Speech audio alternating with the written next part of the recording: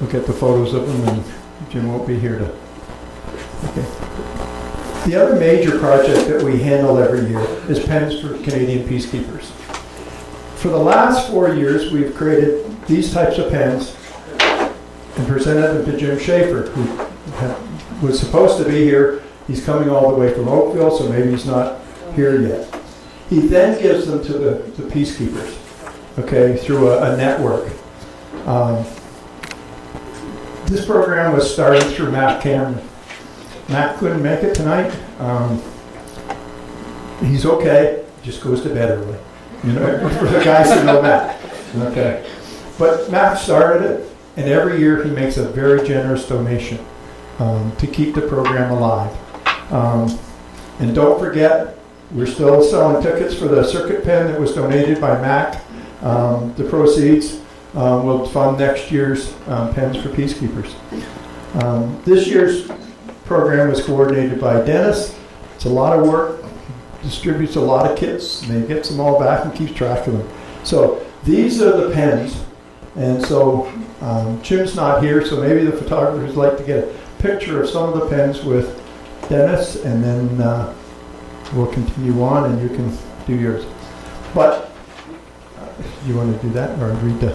I have one other thing. One of the things that goes out in the pen is a little card thanking them for their service and asking them. So we get letters every once in a while, and Dennis just got this one. I haven't read it, so dear Dennis, on behalf of the Canadian Forces Services Role 2 Medical Treatment Facility in Iraq, I wish to extend my sincere gratitude and thanks to the beautiful crafted pens you kindly gifted to all our members. The pens that your organization so elegantly crafted are each unique works of art. The personnel of the hospital are all very grateful to receive such valuable keepsakes that will be used to assist the creation of many more works of art and healing. With each use of a pen, we gather more meaning and value to the members of our healthcare team. The value of these gifts is much more than the visual beauty of the craftsmanship and material.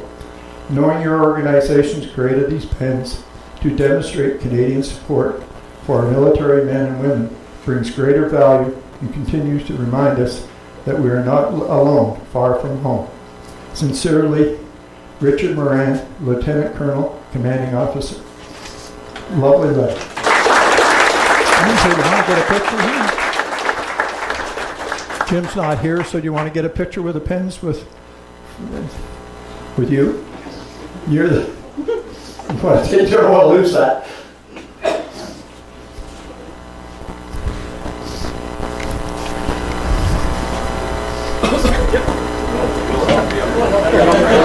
Yeah, that's the thing. Can you get back up again? Go get the pens.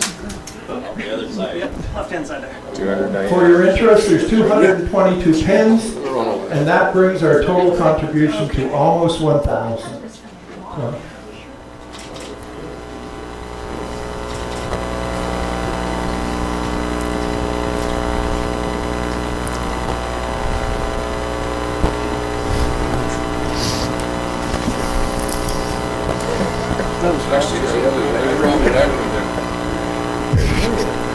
Photobombed it. Kevin, you gotta be as quick as they are. They're in It's on Newfie time. Pardon? Yes, ma'am. Sure, if you want. We got a. Oh, we did it, yeah. Okay. Do you want to ask her? Would you like to come and say a few words on behalf of the society?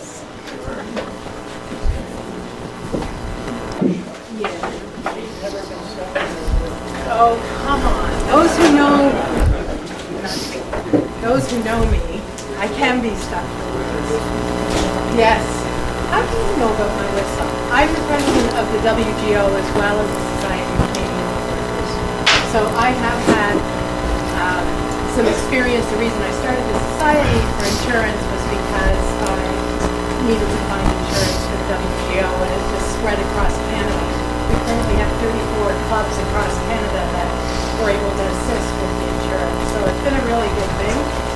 I've been very blessed with the people that have helped me out in the coordination of everything. So it's been really good, and I'm thrilled to be invited to the 30th anniversary. I'm thinking, wow, my baby's going to be 29, and that's a long time. So I can't imagine having 30 years of a woodworking guild, and it's amazing because I think, as you mentioned, it's grown, and I'm jealous because we don't have this in WGO.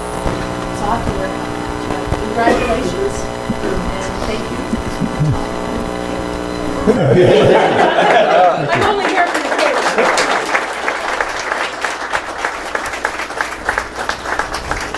So that concludes our presentation. I don't know if you want us to, you said you were okay.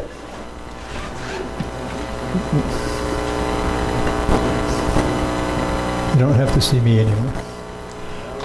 This is the history of the club, okay? The beginning. It all began in 1987 when Dennis Lalonde, Emil Baumgartner, and Herman Peters got together to discuss if there was an interest in the Durham area for a woodworking club.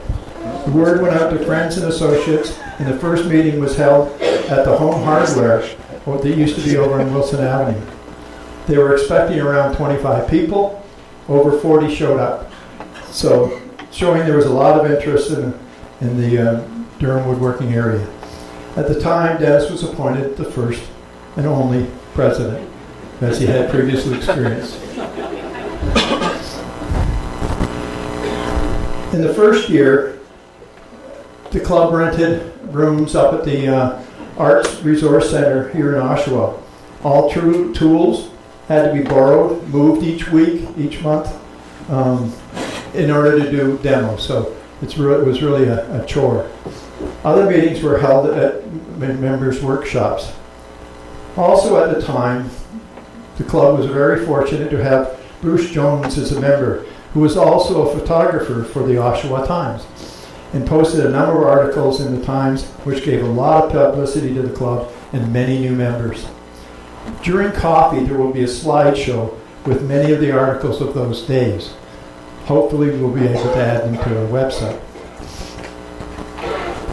Good fortune came to the club in 1988, as Bob Kitchen's wife was an instructor at the Eastview Boys Club and knew they had a workshop. An agreement was made with John McCracken, the executive director, to use the shop and rent free of charge in exchange for volunteers to run woodworking classes for the boys and girls in the club. Each year, a number of 6-week courses would be held for the boys and girls in woodworking, scroll saw, and eventually wood turning.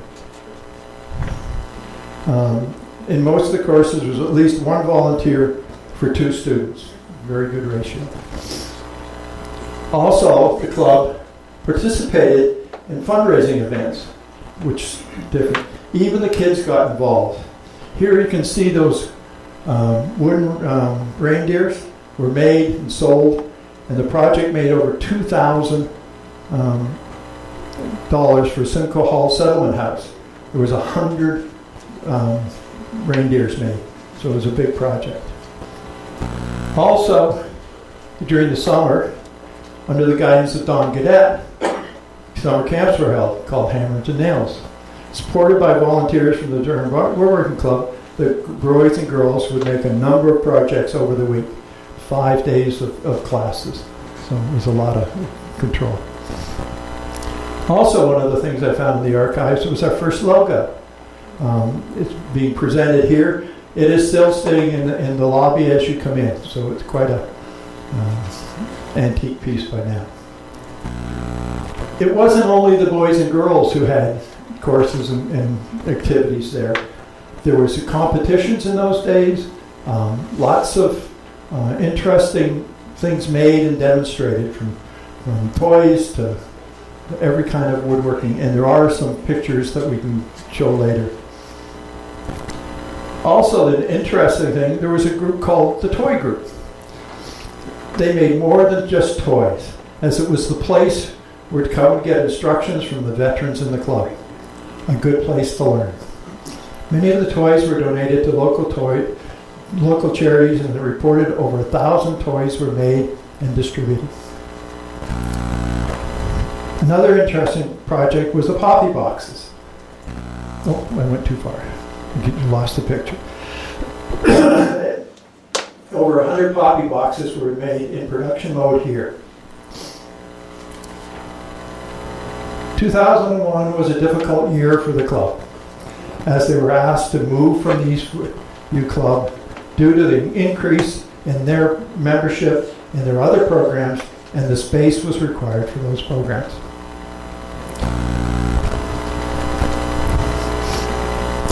Oops. So all of the tools moved to the members' houses as the search went on for a new home. The difficult search was led by Rob Harris, and it was looking pretty grim until Bob Bell from the Simcoe United Church saw the article in the local paper and knew that this room was available and would make a good church workshop. After a couple meetings, the deal was made to rent this facility at a very reasonable price. It was a good fit. As David Moore said, as Jesus was a carpenter. So we work under his help. So the move to the United Church.